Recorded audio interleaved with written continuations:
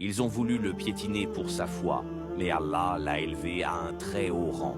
C'est l'histoire de Bilal, le premier muezzin de l'islam. Il y a plus de 1400 ans, à la Mecque, vivait un homme noir, d'origine éthiopienne, nommé Bilal ibn Rabah. Il était esclave, propriété d'un des chefs mécois les plus durs, Umayya ibn Khalaf. Bilal n'avait ni richesse, ni statut, ni liberté. Il subissait les pires humiliations à cause de sa couleur, de ses origines et surtout parce qu'il n'était qu'un esclave. Mais dans cette vie d'oppression, Bilal avait une lumière intérieure. Il cherchait la vérité. Quand le prophète Muhammad commença à prêcher l'islam, Bilal fut parmi les tout premiers à croire au message.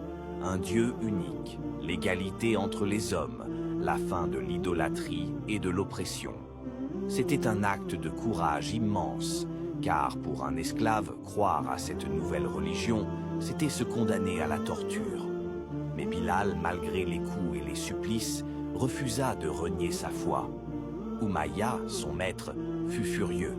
Il ordonna qu'on jette Bilal sur le sable brûlant du désert, attaché, nu, sous le soleil. On posa sur sa poitrine une énorme pierre pour l'écraser et on lui disait « Renie Mohammed, renie Allah ». Mais Bilal, affaibli, assoiffé, battu, répétait un seul mot avec force et foi « Ahad, Ahad », l'unique, l'unique. Ce cri résonnait comme un défi à toute l'arrogance de la Mecque. Il ne pliait pas. Le prophète fut profondément touché par la foi inébranlable de Bilal. Il demanda à son ami et compagnon riche, Abu Bakr as-Siddiq, d'intervenir. Abu Bakr alla voir Umayya et lui dit « Combien veux-tu pour Bilal ?» Umayya proposa un prix exorbitant, pensant que personne ne paierait pour un esclave brisé. Mais Abu Bakr sortit l'argent sans discuter.